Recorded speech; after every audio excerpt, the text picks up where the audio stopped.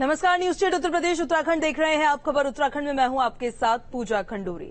चारधाम यात्रा के दौरान तीर्थ यात्रियों को किसी भी दुर्घटना पर अब 1 लाख रुपए का बीमा कवर मिलेगा। जी हां, आपने बिल्कुल सही सुना है। इस खबर को जानना आपके लिए बेहद जरूरी है। एक बार फिर आपको बता दें कि तीर्थ यात्रियों को किसी भी दुर्घटना पर 1 लाख रुपए का बीमा कवर मिलेगा। मंदिर समिति के माध्यम से ये सुविधा मिलेगी। इस मौके पर बद्रीनाथ केदारनाथ मंदिर समिति के अध्यक्ष ने सूबे के पर्यटन मंत्री सतपाल महाराज का आभार जताया है।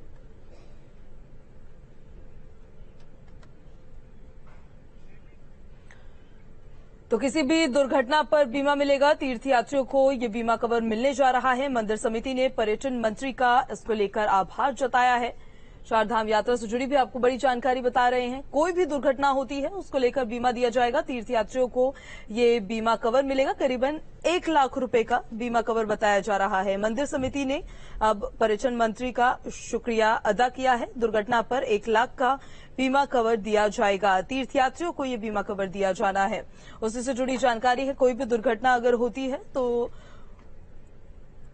उस पर दुर्घटना पर बीमा मिलेगा, जिसको लेकर मंदिर समिति की तरफ से भी पर्यटन मंत्री का शुक्रिया अदा किया गया। और उत्तराखंड में एक बार फिर से मौसम का मिजाज बदलता हुआ नजर आया है। मसूरी और रुद्रप्रयाग में बारिश होने से लोगों को गर्मी से थोड़ा निजात मिला है, थोड़ी राहत मिलती नजर आई है। आपके टीवी पे हम तस्वीरें दिखाते हैं। 2 तस्वीरें दिखा रहे हैं। पहली तस्वीर पहाड़ों की रानी मसूरी की आप देख रहे हैं, जबकि दूसरी तस्वीर जो है वो बाबा केदारनाथ धाम की आपको दिखा रहे हैं, जहां पर देखिए किस तरीके से मेघ बरसते नजर आ रहे हैं। उत्तराखंड का मौसम को मिजाज बदला है। जिस तरीके से मौसम विभाग की तरफ से ही जानकारी दी गई थी और बताया गया था कि गर्मी से राहत मिलेगी उत्तराखंड वासियों को, तो ठीक उसी तरह से देखिए एक तरफ पहाड़ों की रानी मसूरी की तस्वीरें आप देख रहे हैं, जहां पर झमाझम बारिश होती नजर आ रही है। तो वही दूसरी तरफ देख रहे हैं चारधाम यात्रा पर रुद्रप्रयाग से तस्वीर आप देख रहे हैं केदारनाथ धाम की, जहां पर तीर्थयात्रियों के भी पहुंचने का सिलसिला लगातार जारी है। और वहां पर भी मौसम का मिजाज अब बदला है और वहां बारिश हुई है। तो ये तस्वीरें रुद्रप्रयाग से और मसूरी से हम आपको दिखा रहे हैं, जहां पर उत्तराखंड में अब मौसम ने एक बार फिर से करवट ली है और बारिश हो रही है। देखिए मसूरी में किस तरीके से झमाझम बारिश होती नजर आ रही है। तो वही दूसरी तरफ रेनकोट पहने आपको रुद्रप्रयाग में यानी केदारनाथ धाम में भी तीर्थयात्री नजर आ रहे होंगे।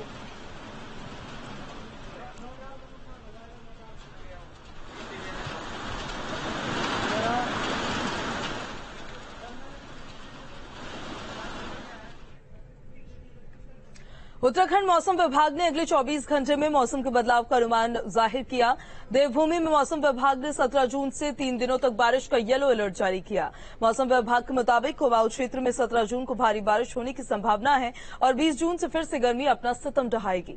भीषण गर्मी का ये दौर 23 जून तक दोबारा बारिश शुरू होने तक जारी रहेगा। 23 जून से गर्मी से फिर थोड़ी सी राहत मिल जाएगी। देखेंगे शाम रात से जो एक्टिविटी है प्रदेश में मिलने वाली है। तो आज तो जो एक्टिविटी वो हल्की है आप ये कह सकते हैं, लेकिन कल जब आप जाएंगे तो आप कल देखेंगे जो बारिश है, रेन थंडरस्टॉर्म एक्टिविटी है, वो पूरे प्रदेश में ज्यादातर जगहों में वो देखने को मिलेगी। और जो कुमाऊं के डिस्ट्रिक्ट है जैसे नैनीताल है या फिर पिथौरागढ़ है और इधर भी देखें देहरादून है, तो इसमें एका दुक्का जगहों में संभावना है कि भारी बारिश भी कहीं कहीं पर देखने को मिलेगी। अब केदारनाथ धाम में बारिश और बर्फबारी से दर्शन की बारी का इंतजार करने वाले यात्रियों का बचाव किया जा सकेगा।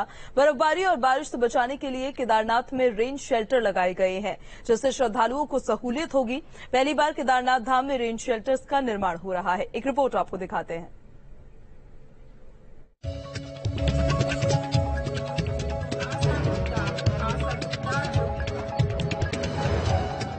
केदारनाथ में प्रशासन ने यात्रियों की सुविधा के लिए रेन शेल्टर्स का निर्माण किया है, जिसके बाद यहां आने वाले श्रद्धालुओं का बारिश और बर्फबारी से बचाव हो सकेगा। पहले श्रद्धालुओं को दर्शन के लिए खुले में लाइन में खड़ा होना रहता था, जिससे अक्सर लोग हाइपोथर्मिया के शिकार हो जाते थे। अब उनका इससे बचाव हो सकेगा। पहले जो यात्री लाइन में खड़ा होता था वो भीग जाता था और भीग जाने के बाद में उसको हाइपोथर्मिया का शिकार हो जाता था और फर्दर उसको फिर प्रॉब्लम होती थी। तो अब सरकार ने बहुत अच्छा काम किया है कि rain shelter temporary at least Kedarnath में बना दिए गए हैं, जो कि टेंट वाले रेन शेल्टर हैं, जिससे यात्री एटलीस्ट भीगने से बच सकता है और हाइपोथर्मिया का शिकार नहीं हो सकता है। करीब 12,000 फीट की ऊंचाई पर बसे केदारनाथ धाम में मौसम कब बदल जाए पता नहीं रहता। यहाँ मई जून के महीने में भी बर्फबारी और बारिश हो जाती है। लाखों की संख्या में यहाँ श्रद्धालु आते हैं, जिन्हें बर्फबारी और बारिश से बचाना भी जरूरी था। जैसा मैंने कहा कि रेन शेल्टर करीबन 350 मीटर की जो दूरी है उस पर लगाए जा रहे हैं और इससे निश्चित तौर पे जो व्यक्ति लाइन में लगा है उसको सुविधा होगी। साथ ही वहाँ पे जो हमारे तीर्थ पुरोहित हैं, व्यापार संगठन के लोग हैं, उनकी भी ये मांग थी कि यात्रियों के लिए और सुविधाएं डेवलप की जाए, तो शौचालय की संख्या भी वहाँ बढ़ाई गई है। और बारिश में हमने वहाँ पे एक अनाउंसमेंट सिस्टम भी डेवलप किया है ताकि आपदा की दृष्टि में पूरे ट्रैक रूट में हम कहीं भी अनाउंसमेंट कर सकें। तीर्थ पुरोहितों की ये मांग लंबे समय से थी। अब करीब 350 मीटर लंबा रेन शेल्टर मंदिर प्रांगण से गोल चबूतरे तक लगाया गया है। इसे हेलीपैड तक लगाए जाने की योजना है ताकि यहाँ आने वाले हर श्रद्धालु को पूरी तरह से बारिश और बर्फबारी से बचाया जा सके। Team news state. विश्व प्रसिद्ध जिम कॉर्बेट नेशनल पार्क का जकाला जोन पर्यटकों के लिए बंद कर दिया गया है। अब 15 नवंबर को सैलानियों के लिए फिर से इस गेट को खोला जाएगा। बता दें कि डे विजिट के लिए बिजुरानी, गर्जिया, ढेला और झिरना जोन 30 जून तक पर्यटकों के लिए खुला रहेगा, जबकि केला और झिरना साल भर पर्यटकों के लिए डे विजिट के लिए खुला रहेगा। अत्यधिक मानसून होने पर इन जोन्स को मार्ग के अवरुद्ध होने पर बंद किया जाता है। उसी से जुड़ी जानकारी आपको दे रहे हैं। 15 जून से मानसून की शुरुआत हो जाती है, तो 14 जून से हम कॉर्बेट टाइगर रिजर्व जो रात्रि सगन के लिए सभी जोन बंद कर दिए जाते हैं और डे विजिट के लिए हमारे जोन जो है बिजरानी, ढेला, झिरना, गर्जिया ये 30 जून तक चलेंगे और 30 जून के बाद बरसात की स्थिति को देखते हुए ढेला और झिरना टूरिज्म जोन हमारा साल भर चलता है। और रुद्रप्रयाग के तूना पहुंचा मोटर मार्ग पर अनियंत्रित होकर कार खाई में जा गिरी, जिसके चलते कार सवार एक शख्स की मौत हो गई। तो वहीं सूचना मिलते ही आपदा प्रबंधक और पुलिस की टीम ने कड़ी मशक्कत के बाद रेस्क्यू कर शव को खाई से निकाला। बहरहाल पुलिस ने शव को कब्जे में लेकर पोस्टमार्टम के लिए भेज दिया है और मामले की जांच में पुलिस जुट गई है।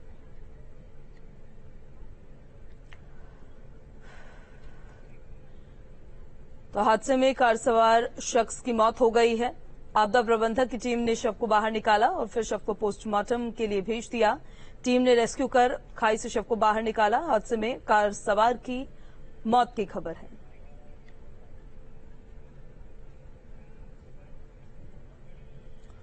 और देहरादून से आपको बड़ी खबर बताते हैं, जहां कैबिनेट मंत्री चंदन रामदास से मुख्यमंत्री पुष्कर सिंह धामी ने मुलाकात की है। सीएम धामी ने मंत्री रामदास के स्वास्थ्य का हाल जाना। मैक्स अस्पताल में दरअसल भर्ती है कैबिनेट मंत्री रामदास। स्वास्थ्य मंत्री धन सिंह रावत भी उनके साथ मौजूद रहे। आज सदन में चंदन रामदास की तबीयत बिगड़ गई थी और उसके बाद मैक्स हॉस्पिटल में उनको भर्ती कराया गया, जहां पर सीएम पुष्कर सिंह धामी उनसे मुलाकात करने के लिए पहुंचे और उनका हाल जानने के लिए पहुंचे। बड़ी खबर इस वक्त की देहरादून से आपको बता रहे हैं। कैबिनेट मंत्री चंदन रामदास से मुलाकात करने के लिए सीएम धामी मैक्स हॉस्पिटल पहुंचे, जहां पर जाकर उन्होंने उनका स्वास्थ्य का हाल जाना। रामनगर में विजिलेंस की टीम ने तराई पश्चिमी वन प्रभाग के ऑफिस में तैनात आशु लिपिक को 12,000 रुपए की रिश्वत लेते एक शख्स को गिरफ्तार किया है। इस कार्रवाई के बाद वन विभाग में हड़कंप मच गया है। सीओ विजिलेंस ने बताया है कि जसपुर के रहने वाले भूरे खां ने शिकायत दर्ज कराई थी कि आशु लिपिक दिनेश कुमार पेड़ कटवाने के नाम पर 12,000 रुपए की रिश्वत मांग रहा है। इसके बाद टीम ने आशु लिपिक को रंगे हाथों गिरफ्तार किया।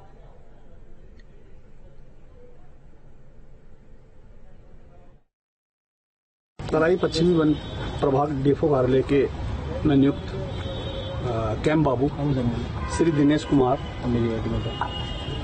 की शिकायत श्री भूरे खां द्वारा पेड़ों के कटान की एवज में 12,000 रुपए की रिश्वत मांगने के उसमें रंगे हाथों हल्द्वानी सेक्टर की टीम द्वारा रंगे हाथों रिश्वत लेकर पकड़ा गया है 12,000 रुपए की। और रुद्रपुर के पोस्टमार्टम हाउस में शव का पोस्टमार्टम करने के एवज में पैसे मांगने का मामला सामने आया। दरअसल सतनान नाम के एक युवक की संदिग्ध हालात में ट्रेन से कटकर मौत हो गई थी, जिसके बाद शव को पोस्टमार्टम हाउस भेजा गया था। शव के साथ सतनाम के परिजन भी पोस्टमार्टम हाउस पहुंचे। सतनाम के परिजनों ने पोस्टमार्टम हाउस के कर्मचारी पर 2500 रुपए रिश्वत मांगने का आरोप लगाया और पूरे मामले की शिकायत जिला अस्पताल के प्रमुख चिकित्सक से की। शिकायत आने के बाद विभाग में हड़कंप मच गया और अधिकारी मामले की जांच की बात कह रहे हैं। उसके आगे ट्रेन के आगे आकर उनकी डेथ हुई। ये पता नहीं चल पाया अपने आप गए या किसी ने फेंका, ये कुछ नहीं पता चला अभी तक। बाइक इनकी वहाँ पड़ी थी साइड पे, ठीक है। और उसके बाद हमने फिर सूचना दी है और ये पोस्टमार्टम यहाँ रात में डेड बॉडी ले आए थे। अब पंचनामा भरा गया। पंचनामा भरने के लिए ये जो यहाँ का स्टाफ है 2500 रुपया मांग रहा है। तो हमने कहा जायज पैसा ले लो, जो भी 1000-1200 रुपए। तो माने नहीं, फिर हमने कहा हम कपड़ा और पन्नी ला के दे देते हैं। और चेरी के तहसील धनौल्टी में अतिक्रमण हटाया गया। इस दौरान ग्रामीणों के अधिकारियों के साथ तीखी नोकझोंक हो गई। इस मौके पर अधिकारियों ने यह साफ किया कि अगर भविष्य में दोबारा अतिक्रमण किया गया तो कठोर कार्रवाई होगी। आपको बता दें कि मोरियाना नामे तोक में वन क्षेत्राधिकारी के नेतृत्व में Jaunpur range, Mussoorie range, Kempty range और पुलिस विभाग के सहयोग से निर्माणाधीन अतिक्रमण को हटाया गया है।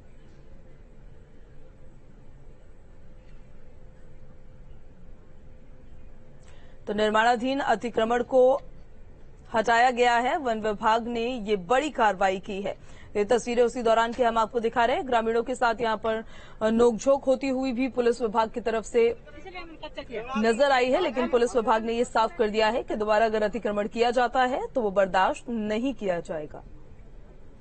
हमें खबर मिली थी कि वहाँ कोई अवैध निर्माण कर रहा है। आज खंड संख्या 1 और 2 में समझ में हमने मौके पे गए तो वहाँ देखा वास्तव में एक निर्माण हो रखा था। एक पुस्ता बना हुआ था और एक दीवार बनी हुई थी। वहां जाकर हमने उसको ध्वस्त किया। कुछ ग्रामीणों और वहां के लोगों ने उसका विरोध किया। और गृह मंत्री अमित शाह को सीएम धामी के नाम पर फर्जी लेटर वायरल के मामले में पुलिस अब जांच में जुट गई है। उत्तराखंड के सीएम धामी ने इस मामले की जांच के आदेश दे दिए हैं। केंद्रीय गृह मंत्री अमित शाह के नाम से फर्जी पत्र वायरल होने से उत्तराखंड सरकार से लेकर शासन तक हड़कंप मचा हुआ है। वायरल पत्र में किसी व्यक्ति को जेड सिक्योरिटी देने के लिए केंद्रीय गृह मंत्री अमित शाह के लेटर पैड का इस्तेमाल किया गया है, जिसको एसटीएफ की ओर से गलत पाए जाने पर कार्रवाई की जा रही है। मुख्यमंत्री पुष्कर सिंह धामी ने दोषी व्यक्ति पर सख्त कार्रवाई के निर्देश दिए हैं। हमने उसको बहुत गंभीरता से लिया है और उसकी साइबर सेल जांच कर रही है और हमने तत्काल जो है उसमें कठोर कार्रवाई करने के निर्देश दिए। फर्जी वायरल पत्र मामले में मुकदमा दर्ज करने के आदेश दिए हुए हैं। उत्तराखंड एसटीएफ ने मामले की जांच शुरू कर दी है। फेक पत्र जो है सोशल मीडिया में वायरल किया गया और इसलिए उस पर एफआईआर दर्ज कर दी गई है। एसटीएफ द्वारा विवेचना की जा रही है। गृह मंत्री अमित शाह का सीएम धामी के नाम फर्जी लेटर से हड़कंप मचा हुआ है। फिलहाल पुलिस का दावा है कि जल्द ही आरोपी कानून के शिकंजे में होगा। Team news state. उत्तराखंड विधानसभा के बजट सत्र के दूसरे दिन विपक्ष पूरे तैश में दिखा। मंगलवार को बजट पेश हुआ तो आज विपक्ष ने बजट को लेकर सरकार पर तीखा प्रहार किया। नेता प्रतिपक्ष का आरोप है कि झूठ से आंकड़ों को छुपाने की कोशिश की गई। विपक्ष की ओर से कई सवाल भी उठाए गए।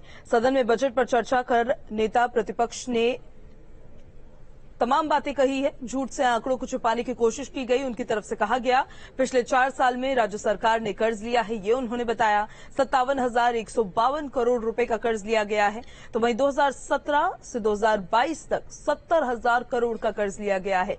राज्य गठन से 2017 तक 35,000 करोड़ का कर्ज था और वर्तमान में राज्य पर 1,05,000 करोड़ की देनदारी है। चारधाम यात्रा के मुद्दे पर भी विपक्ष ने सरकार को घेरने की कोशिश की।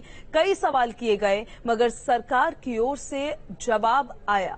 चारधाम यात्रा पर सरकार का जवाब सामने आया है। यात्रियों के लिए रजिस्ट्रेशन की सुविधा की गई। सरकार की तरफ से अपने जवाब में ये कहा गया। वहीं कॉल सेंटर की व्यवस्था की गई। ये भी बताया गया यात्री गणना के लिए हेड काउंट कैमरे लगाए गए, 178 डॉक्टर चारधाम रूट पर तैनात किए गए, 121 एम्बुलेंस, ऑक्सीजन की व्यवस्था की गई। तो वहीं 12 जून तक 20 लाख यात्री चारधाम यात्रा में पहुंचे हैं। घोड़े और खच्चरों के लिए गर्म पेयजल की व्यवस्था की गई। जानवरों के लिए 18 डॉक्टर तैनात किए गए। तो एक तरफ विपक्ष के सवाल थे तो दूसरी तरफ प्रदेश सरकार के जवाब थे।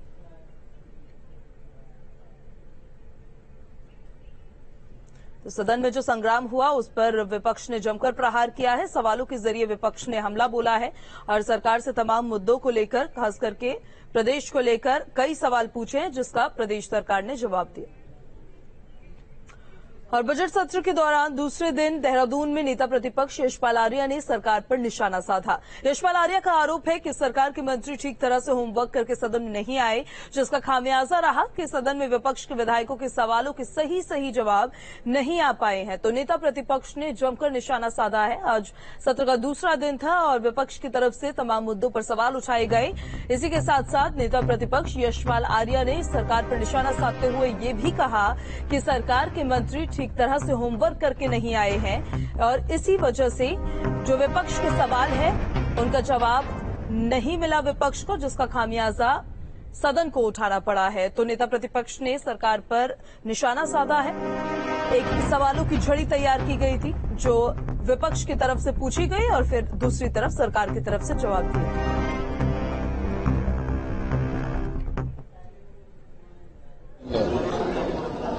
जो कल हमारे माननीय सदस्यों द्वारा प्रश्नकाल में महत्वपूर्ण प्रश्न उठाए गए, विभागीय मंत्री अक्षम साबित हुए हैं। उनके होमवर्क में बहुत बड़ी कमी दिखाई दे रही थी। वो सवालों से बचना चाहते थे और आज भी हमारे माननीय सदस्यगणों द्वारा समाज कल्याण, परिवहन के प्रश्नों पर माननीय मंत्रीगणों ने चुप्पी साध ली।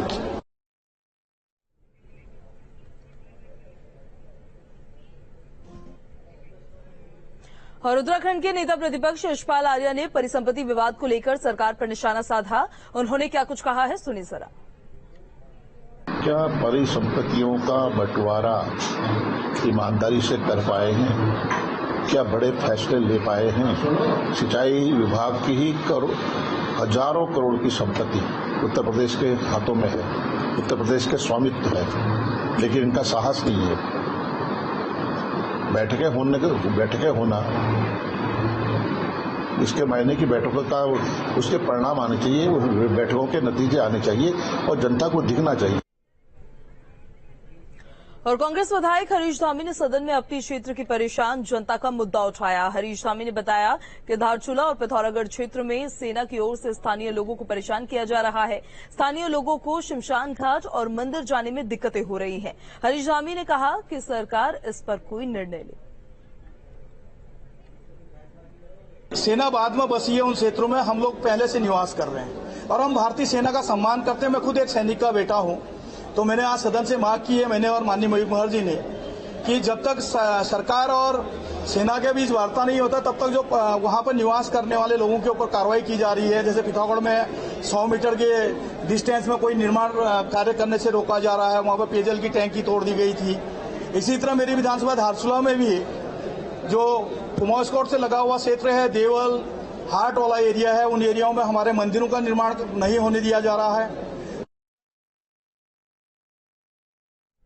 और हरिद्वार ग्रामीण से कांग्रेस विधायक अनुपमा रावत ने सदन के अंदर वृद्धा पेंशन योजना को लेकर सवाल उठाया। उन्होंने बताया कि कांग्रेस सरकार में पति पत्नी को लाभ मिलता था, मगर 2017 में बीजेपी सरकार नया नियम ले आई। नए नियम के मुताबिक जिनकी संतान की उम्र 20 साल से ज्यादा है उनको इस दायरे से अलग किया गया है। जिसमें मैंने पूछा था कि पति पत्नी दोनों को पेंशन दी जा रही है, उसकी पात्रता क्या है और कितने लोग लाभान्वित हो रहे हैं। उसमें एक तो पात्रता के मानक पूछे गए और दूसरा मैंने ये माननीय मंत्री जी से पूछा कि क्या इन मानकों के कारण बड़ी संख्या में महिलाएं वृद्धावस्था पेंशन पाने से वंचित हो रही हैं। जिसका जो उत्तर भाषण में मुझे आया, उन्होंने कहा हाँ, कि हाँ, जो हमने मानक बनाए हैं उसमें काफी तादाद में जो हैं हमारी बहनें जो वृद्धावस्था में हैं वो वंचित हो रही हैं। और सत्र के दौरान कांग्रेस विधायक भुवन कापड़ी ने उत्तराखंड अधीनस्थ चयन सेवा आयोग की कार्यप्रणाली पर सवाल उठाया। कापड़ी ने भ्रष्टाचार को बढ़ावा देने का आरोप लगाया है, लिहाजा सरकार से आयोग के खिलाफ सीबीआई जांच की मांग की गई है। सदन में सवाल उठने पर संसदीय कार्य मंत्री ने सरकार का पक्ष रखा। संसदीय कार्य मंत्री ने बताया कि आयोग ने अब तक 89 लिखित परीक्षाओं को संपन्न कराया है। 89 में से 4 या 5 में ही गड़बड़ी की शिकायत मिली है। उत्तराखंड अधीनस्थ सेवा चयन आयोग जो भ्रष्टाचार का अड्डा बन गया है और जिसको तत्कालीन सरकार का संरक्षण है, 80,000 युवाओं की भर्ती होती है और उसको 18 पालियों में कराया जाता है। आप समझिए क्या सरकार के पास 80,000 युवाओं का एक दिन में एग्जाम कराने का इंतजाम नहीं है। यही उत्तराखंड लोक सेवा आयोग पीसीएस प्री के एग्जाम में 2,58,000 युवाओं को एक दिन में एग्जाम कराती है और उत्तराखंड अधीनस्थ सेवा चयन आयोग 80,000 को 18 दिन में कराती है। और 18 दिन में जो 1800 क्वेश्चन आते हैं उनमें से 332 क्वेश्चनों को डिलीट कर दिया जाता है क्योंकि उनके जिन लोगों से वो मिले हुए हैं उनको फायदा मिले। केंद्र सरकार की अग्निपथ योजना का कैबिनेट मंत्री सौरभ बहुगुणा ने स्वागत किया, साथ ही प्रधानमंत्री नरेंद्र मोदी का धन्यवाद जताया। देहरादून में उन्होंने कहा कि इस योजना से उत्तराखंड को अधिक लाभ मिलेगा। सुनिए। मोदी जी ने कल 10 लाख युवाओं को रोजगार से जोड़ने की बात कही है। अग्निपथ जो हमारी स्कीम है वो उसी का एक स्टेप है और मैं बधाई दूंगा केंद्र सरकार को कि युवाओं के रोजगार को लेके भारतीय जनता पार्टी सीरियस हमेशा थी। और मैं हर अपनी स्टेट की अगर बात करूं तो पलायन रोकने में बहुत बड़ी हमारी मदद होगी अगर हमारी स्टेट के लोग अग्निपथ स्कीम में अपने आप को एनरोल करते हैं और उनकी नौकरी लगती है। मुख्यमंत्री पुष्कर सिंह धामी ने बजट को आपको बता दें कि बताया है कि बजट मील का पत्थर साबित होगा। बजट में सभी के विचारों के साथ साथ बीजेपी के दृष्टि पत्र के वादों को शामिल किया गया है। यह बजट सर्वस्पर्शी बजट है। इसमें होलिस्टिक अप्रोच रखी गई है और जो इसका सबसे मजबूत पक्ष है यह है हमारे आदरणीय प्रधानमंत्री मोदी जी का सबका साथ, सबका विकास, सबका विश्वास और सबका प्रयास उनके विजन के अनुरूप है। जैसा कि हमारे प्रधानमंत्री जी का कहना है कि इस सदी का तीसरा दशक उत्तराखंड का दशक होगा और इसी ध्येय को लेकर हम आगे बढ़ रहे हैं और इस बजट संकल्प प्राप्ति के लिए मील का पत्थर साबित होगा। यह बजट हमारे दृष्टि पत्र के आधार पर बनाया गया बजट है और हमने आपका बजट, आपका सुझाव कार्यक्रम लेकर सभी के विचार हमने इसमें समाहित किए हैं। और नैनीताल के कैंची धाम मंदिर में धूमधाम से स्थापना दिवस मनाया गया। भक्तों की भीड़ के चलते शुरू में पुलिस और प्रशासन को परेशानी हुई, लेकिन धीरे धीरे चीजें व्यवस्थित होती गई। माना जा रहा है कि इस साल रिकॉर्ड 2 लाख लोग मंदिर में दर्शन करेंगे। मंदिर के स्थापना दिवस पर भंडारे का भी आयोजन किया गया। कोरोना के चलते 2 साल के बाद प्रशासन ने भंडारे के आयोजन की अनुमति दी। पैदल यात्रियों के साथ बाइक, कार, बस, पुलिस वाहन और शटल सेवा की वजह से भीड़ इतनी ज्यादा बढ़ गई कि सड़क पूरी तरह से जाम हो गई। तो वहीं मंदिर में व्यवस्थाओं को संभालने के लिए भक्तों ने भी श्रमदान किया।